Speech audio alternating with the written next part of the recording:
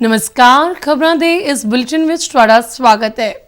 मैं हारुचा गिलहोत्रा। पहला पेश ने चुनवियां खबरां।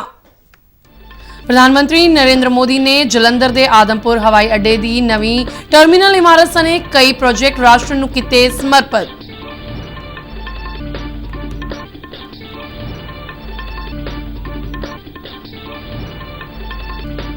भारत ने संयुक्त राष्ट्र सुरक्षा परिषद विच तुरंत सुधारां दी वकालत की। केंद्रीय मंत्री अनुराग ठाकुर ने कहा, सरकार ने पिछले एक दहाके विच खेडां लई बजट 3 गुना वधाया।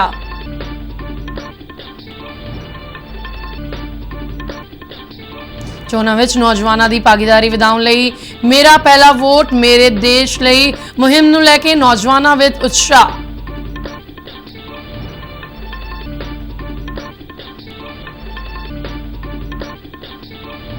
फुटबॉल दी संतोष ट्रॉफी सर्विसेज ने गोवा नूं हरा के अपने नाम की। ते हुण खबरां विस्तार नाल। प्रधानमंत्री नरेंद्र मोदी ने उत्तर प्रदेश विच 42,000 करोड़ रुपए तो वध दे कई विकास प्रोजेक्टां दी आरंभता की। यूपीए दे 2 दिना दौरे तहत आजमगढ़ विच प्रधानमंत्री ने हवाई अड्डियां नाल संबंधित कई प्रोजेक्टां दी शुरुआत की अते कईयां दा उद्घाटन किया। इन्हां प्रोजेक्टां विच पंजाब दे जलंधर जिले दे आदमपुर हवाई अड्डे दी नवी टर्मिनल इमारत दा उद्घाटन भी शामिल है। इस दौरान प्रधानमंत्री मोदी ने एयरपोर्ट अथॉरिटी अते नैशनल हाईवे अथॉरिटी दे प्रोजेक्टां दी एक प्रदर्शनी भी देखी।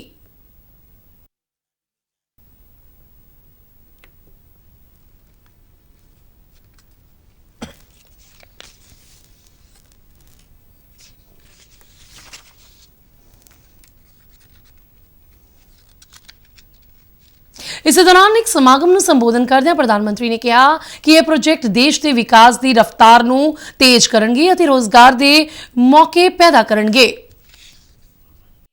आज केवल आजमगढ़ी नहीं बल्कि पूरे देश के विकास के लिए कई विकास परियोजनाओं का यहां से शुभारंभ हो रहा है।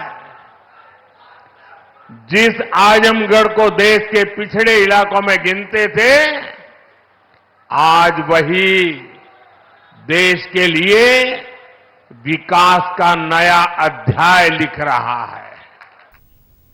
प्रधानमंत्री नरेंद्र मोदी वालों जलंधर के आदमपुर हवाई अड्डे की नवी टर्मिनल इमारत सने 15 हवाई अड्डियां दे ਵੱਖ-ਵੱਖ प्रोजेक्ट राष्ट्र नूं समर्पित किए अते कई प्रोजेक्टां दा नींह पत्थर रखिया। इस संबंधी आदमपुर हवाई अड्डे विखे करवाए गए समागम विच केंद्रीय वणज अते सनत राज मंत्री सोम प्रकाश अते राज सभा मैंबर संत बलवीर सिंह सीचेवाल ने शिरकत की।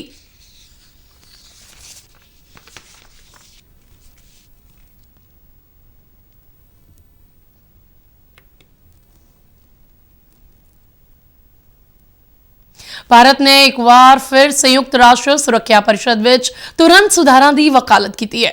संयुक्त राष्ट्र विच भारत की स्थाई प्रतिनिधि रुचिरा कंबोज ने सुरक्षा परिषद के सुधारां दे 78वें इजलास दौरान लंबे विचार वटांदरे ते खेद प्रगटाया।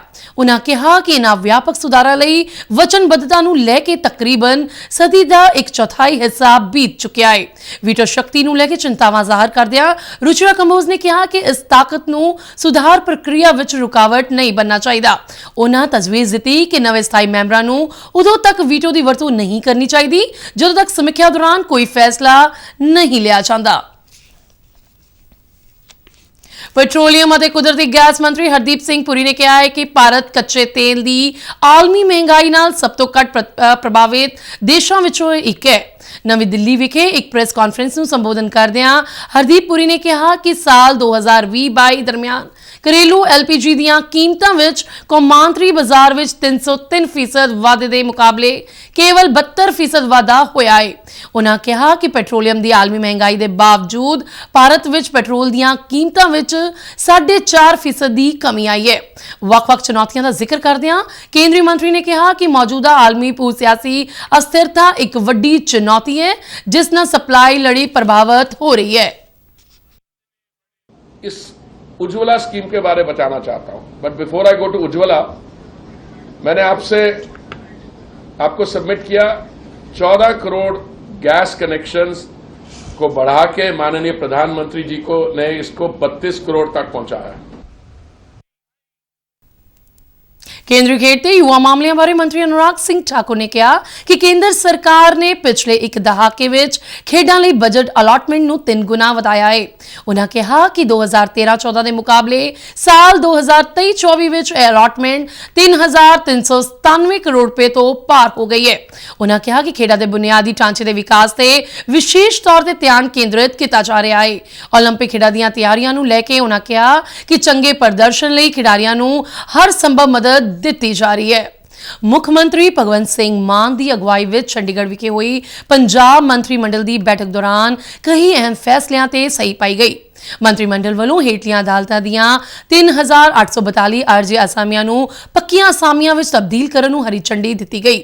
ਮੰਤਰੀ ਮੰਡਲ ਨੇ ਪੋਕਸੋ ਅਤੇ ਜਬਰ ਜਨਾਹ ਦੇ ਕੇਸਾਂ ਦੇ ਨਿਪਟਾਰੇ ਲਈ ਸੰਗਰੂਰ ਅਤੇ ਤਰਨਤਾਰਨ ਜ਼ਿਲ੍ਹਿਆਂ ਵਿੱਚ 2 ਫਾਸਟ ਟਰੈਕ ਅਦਾਲਤਾਂ ਦੀ ਸਥਾਪਨਾ ਨੂੰ ਪ੍ਰਵਾਨਗੀ ਦਿੱਤੀ।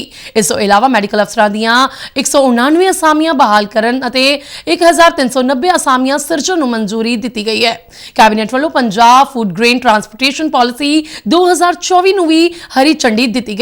ਪੰਜਾਬ ਮੰਤਰੀ ਮੰਡਲ ਨੇ ਵੈਟ ਦੀ ਯਕਮੁਸ਼ਤ ਨਿਪਟਾਰਾ ਸਕੀਮ ਵਿੱਚ 30 ਜੂਨ ਤੱਕ ਵਾਧਾ ਕਰਨ ਦਾ ਵੀ ਵਾਅਦਾ ਕੀਤਾ। ਇਸੇ ਦੌਰਾਨ ਸੂਬੇ ਦੇ ਖਜ਼ਾਨਾ ਮੰਤਰੀ ਹਰਪਾਲ ਸਿੰਘ ਚੀਮਾ ਨੇ ਮਾਲੀ ਵਰੇ 2024-25 ਲਈ ਪੰਜਾਬ ਆਵਾਕਾਰੀ ਨੀਤੀ ਦਾ ਵੀ ਐਲਾਨ ਕੀਤਾ ਹੈ, ਜਿਸ ਨੂੰ ਮੰਤਰੀ ਮੰਡਲ ਵੱਲੋਂ ਪ੍ਰਵਾਨਗੀ ਦਿੱਤੀ ਗਈ ਹੈ। ਇਸ ਬਾਰੇ ਜਾਣਕਾਰੀ ਦਿੰਦਿਆਂ ਹਰਪਾਲ ਸਿੰਘ ਚੀਮਾ ਨੇ ਦੱਸਿਆ ਕਿ ਸ਼ਰਾਬ ਦੀ ਪਰਚੂਨ ਵਿਕਰੀ ਲਈ ਲਾਇਸੈਂਸ ਦੀ ਤਾਜ਼ਾ ਅਲਾਟਮੈਂਟ ਡਰਾ ਰਾਹੀਂ ਕੀਤੀ ਜਾਵੇਗੀ। ਸਮੁੱਚੇ ਪੰਜਾਬ ਵਿੱਚ ਕੌਮੀ ਲੋਕ ਅਦਾਲਤ ਤਹਿਤ 403 ਬੈਂਚਾਂ ਵੱਲੋਂ 3.5 ਲੱਖ ਤੋਂ ਵੱਧ ਕੇਸਾਂ ਤੇ ਸੁਣਵਾਈ ਕੀਤੀ ਗਈ। ਪੰਜਾਬ ਅਤੇ ਹਰਿਆਣਾ ਹਾਈ ਕੋਰਟ ਦੇ ਜੱਜ ਅਤੇ ਪੰਜਾਬ ਰਾਜ ਕਾਨੂੰਨੀ ਸੇਵਾਵਾਂ ਅਥਾਰਟੀ ਦੇ ਚੇਅਰਮੈਨ ਜਸਟਿਸ ਗੁਰਮੀਤ ਸਿੰਘ ਸੰਧਾਵਾਵਾਲੀਆ ਦੇ ਅਗਵਾਈ ਵਿੱਚ ਸੂਬੇ ਵਿੱਚ ਲਗਾਈ ਗਈ ਕੌਮੀ ਲੋਕ ਅਦਾਲਤ ਵਿੱਚ ਦੀਵਾਨੀ ਕੇਸ, ਘਰੇਲੂ ਝਗੜੇ, ਜਾਇਦਾਦ ਸੰਬੰਧੀ ਵਿਵਾਦ, ਚੈੱਕ ਬਾਉਂਸ ਕੇਸ, ਕੀਰਤ ਮਾਮਲੇ ਅਤੇ FIR ਦੀ ਕੈਂਸਲੇਸ਼ਨ ਆਦਿ ਨਾਲ ਸੰਬੰਧਿਤ ਲੰਬੇ ਸਮੇਂ ਤੋਂ ਲਟਕ ਰਹੇ ਮਾਮਲਿਆਂ ਤੇ ਸੁਣਵਾਈ ਕੀਤੀ ਗਈ। ਇਸੇ ਦਰਮਿਆਨ ਅਥਾਰਟੀ ਦੇ ਮੈਂਬਰ ਸਕੱਤਰ ਮਨਜਿੰਦਰ ਸਿੰਘ ਵੱਲੋਂ ਕੋਰਟ ਕੰਪਲੈਕਸ ਰੋਪੜ ਅਤੇ ਹੁਸ਼ਿਆਰਪੁਰ ਦਾ ਦੌਰਾ ਕਰਕੇ ਲੋਕ ਅਦਾਲਤ ਦੇ ਬੈਂਚਾਂ ਦਾ ਨਿਰੀਖਣ ਕੀਤਾ ਗਿਆ। ਉਹਨਾਂ ਦੱਸਿਆ ਕਿ ਕੌਮੀ ਕਾਨੂੰਨੀ ਸੇਵਾਵਾਂ ਅਥਾਰਟੀ ਵੱਲੋਂ ਮੁਫਤ ਸਹਾਇਤਾ ਲਈ ਹੈਲਪਲਾਈਨ ਨੰਬਰ 151000 ਚਾਲੂ ਕੀਤਾ ਗਿਆ ਹੈ। ਲੋਕ ਸਭਾ ਚੋਣਾਂ ਵਿੱਚ ਨੌਜਵਾਨਾਂ ਦੀ ਭਾਗੀਦਾਰੀ ਨੂੰ ਵਧਾਉਣ ਦੇ ਮੰਤਵ ਨਾਲ ਸ਼ੁਰੂ ਕੀਤੀ ਗਈ ਮੁਹਿੰਮ ਮੇਰਾ ਪਹਿਲਾ ਵੋਟ ਮੇਰੇ ਦੇਸ਼ ਲਈ ਮੁਹਿੰਮ ਨੂੰ ਬੂਰ ਪੈਂਦਾ ਨਜ਼ਰ ਆ ਰਿਹਾ ਹੈ। ਚੋਣਾਂ ਨੂੰ ਲੈ ਕੇ ਪਹਿਲੀ ਵਾਰ ਵੋਟ ਦੇ ਅਧਿਕਾਰ ਦੀ ਵਰਤੋਂ ਕਰਨ ਵਾਲੇ ਨੌਜਵਾਨਾਂ ਵਿੱਚ ਭਰਪੂਰ ਉਤਸ਼ਾਹ ਹੈ। ਦੂਰਦਰਸ਼ਨ ਖਬਰਾਂ ਨਾਲ ਗੱਲਬਾਤ ਕਰਦਿਆਂ ਇੱਕ ਨਿੱਜੀ ਯੂਨੀਵਰਸਿਟੀ ਦੇ ਵਿਦਿਆਰਥੀਆਂ ਨੇ ਪਹਿਲੀ ਵਾਰ ਹੀ ਲੋਕਤੰਤਰ ਦੇ ਭਾਗੀਦਾਰ ਬਣਨ ਨੂੰ ਲੈ ਕੇ ਉਤਸੁਕਤਾ ਦਿਖਾਈ। ਵਿਦਿਆਰਥੀਆਂ ਦਾ ਕਹਿਣਾ ਹੈ ਕਿ ਸੰਵਿਧਾਨ ਨੇ ਉਹਨਾਂ ਨੂੰ ਵੋਟ ਦਾ ਅਧਿਕਾਰ ਦਿੱਤਾ ਹੈ ਅਤੇ ਸੰਵਿਧਾਨ ਦੀ ਰਾਖੀ करना साडा सारियां दा मुढला फर्ज है। 5 दिन पहले मैंने वोटर के लिए अप्लाई किया था, जो कि अब बन के आ चुका है और आजकल इसी सेवा की वजह से सबके लिए बहुत आसान हो चुका है। वो अपना वोटर ID कार्ड कम से कम समय में पा सकते हैं। पहला वोट मेरे देश के लिए है, उसी मुताबिक अब हर एक युवा वोट करेगा और अपना मनपसंद नेता चुनेगा।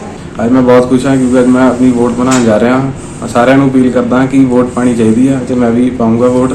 मेरा पहला वोट मेरे देश के लिए होगा और मैं इस बार अपना पहला वोट डालने जा रही हूँ। मैं अपने दोस्तों को भी प्रेरित कर रही हूँ कि वो भी मेरे साथ वोट डालने जाएं। इस बार मेरा फर्स्ट वोट है, मैं अपना फर्स्ट वोट पाने जावांगी। मैं सारे ਨੂੰ अपील करदी हाँ कि सारे अपना जाके वोट पाओ। मैं इस बार अपनी पहली वोट पावांगा ते मेरा पहला वोट मेरे देश ਲਈ ਹੋਵੇਗਾ। ਵੋਟ ਪਾਉਣਾ ਸਭ ਦਾ ਅਧਿਕਾਰ ਹੈ। ਮੈਂ ਵੀ ਬਹੁਤ ਖੁਸ਼ ਹਾਂ ਆਪਣੀ ਵੋਟ ਬਣਾ ਕੇ ਤੇ ਮੈਂ ਆਪਣੀ ਸਾਥੀਆਂ ਨੂੰ ਵੀ ਅਪੀਲ ਕਰਦਾ ਹਾਂ ਕਿ ਉਹ ਵੋਟ ਪਾਉਣ ਜਾਣ, ਜਿਸ ਨਾਲ ਅਸੀਂ ਆਪਣਾ ਪਸੰਦੀਦਾ ਉਮੀਦਵਾਰ ਚੁਣ ਸਕੀਏ। ਮੇਰਾ ਪਹਿਲਾ ਵੋਟ ਮੇਰੇ ਦੇਸ਼ ਲਈ ਹੋਵੇਗਾ। ਵਿਜੀਲੈਂਸ ਬਿਊਰੋ ਨੇ ਪਲਾਟਾਂ ਦੀ ਗੈਰ ਕਾਨੂੰਨੀ ਵੰਡ ਦੇ ਮਾਮਲੇ ਵਿੱਚ ਪੰਜਾਬ ਲਘੂ ਉਦਯੋਗ ਅਤੇ ਨਿਰਯਾਤ ਨਿਗਮ ਦੇ 6 ਅਧਿਕਾਰੀਆਂ ਖਿਲਾਫ ਮਾਮਲਾ ਦਰਜ ਕੀਤਾ ਹੈ। ਬਿਊਰੋ ਮੁਤਾਬਕ 6 ਮੁਲਜ਼ਮਾਂ ਵਿੱਚੋਂ 2 ਨੂੰ ਅਦਾਲਤ ਸਾਹਮਣੇ ਪੇਸ਼ ਕੀਤਾ ਗਿਆ ਅਤੇ ਅਦਾਲਤ ਨੇ ਕੇਸ ਦੀ ਤਫਤੀਸ਼ ਲਈ ਵਿਜੀਲੈਂਸ ਨੂੰ 4 ਦਿਨ ਦਾ ਰਿਮਾਂਡ ਦਿੱਤਾ ਹੈ। ਗ੍ਰਿਫਤਾਰ ਕੀਤੇ ਗਏ ਸੇਵਾ ਮੁਕਤ ਅਧਿਕਾਰੀਆਂ ਵਿੱਚ chief general manager SP Singh ਅਤੇ ਜਨਰਲ ਮੈਨੇਜਰ ਜਸਵਿੰਦਰ ਸਿੰਘ ਰੰਧਾਵਾ ਸ਼ਾਮਲ ਨੇ। ਵਿਜੀਲੈਂਸ ਦਾ ਕਹਿਣਾ ਹੈ ਕਿ ਇਹਨਾਂ ਅਧਿਕਾਰੀਆਂ ਵੱਲੋਂ ਆਪਣੇ ਅਹੁਦੇ ਦੀ ਦੁਰਵਰਤੋਂ ਕਰਦਿਆਂ ਮਹਿੰਗੇ ਸਨਅਤੀ ਪਲਾਟ ਆਪਣੇ ਨਜ਼ਦੀਕੀਆਂ ਨੂੰ ਅਲਾਟ ਕਰਵਾਏ ਗਏ, ਜਿਸ ਨਾਲ ਸਰਕਾਰ ਨੂੰ ਤਕਰੀਬਨ 9.25 ਕਰੋੜ ਦਾ ਮਾਲੀ ਨੁਕਸਾਨ ਹੋਇਆ ਹੈ। ਜਾਂਚ ਦੌਰਾਨ ਇਹ ਵੀ ਸਾਹਮਣੇ ਆਇਆ ਹੈ ਕਿ ਸਨਅਤੀ ਪਲਾਂਟਾਂ ਦੀ ਵੰਡ ਸਮੇਂ ਮਿੱਥਿਆ ਹਦਾਇਤਾਂ ਦੀ ਪਾਲਣਾ ਨਹੀਂ ਕੀਤੀ ਗਈ। ਵਿਜੀਲੈਂਸ ਨੇ ਦੱਸਿਆ ਕਿ ਇਸ ਘਪਲੇ ਨੂੰ ਦਬਾਉਣ ਲਈ ਉਕਤ ਮੁਲਜ਼ਮਾਂ ਨੇ ਆਪਸੀ ਮਿਲੀਭਗਤ ਨਾਲ ਪਲਾਟਾਂ ਦੀ ਗੈਰ ਕਾਨੂੰਨੀ ਅਲਾਟਮੈਂਟ ਸੰਬੰਧੀ ਕੁਝ ਸਰਕਾਰੀ ਫਾਈਲਾਂ ਦੇ ਵੀ ਖੁਰਦ-ਬੁਰਦ ਕਰ ਦਿੱਤੀਆਂ ਗਈਆਂ ਨੇ। ਤੇ ਇਸ ਦੇ ਨਾਲ ਹੀ ਖਬਰਾਂ ਦਾ ਬੁਲੇਟਿਨ ਖਤਮ ਹੁੰਦਾ ਹੈ। ਇਜਾਜ਼ਤ ਦਿਓ, ਨਮਸਕਾਰ।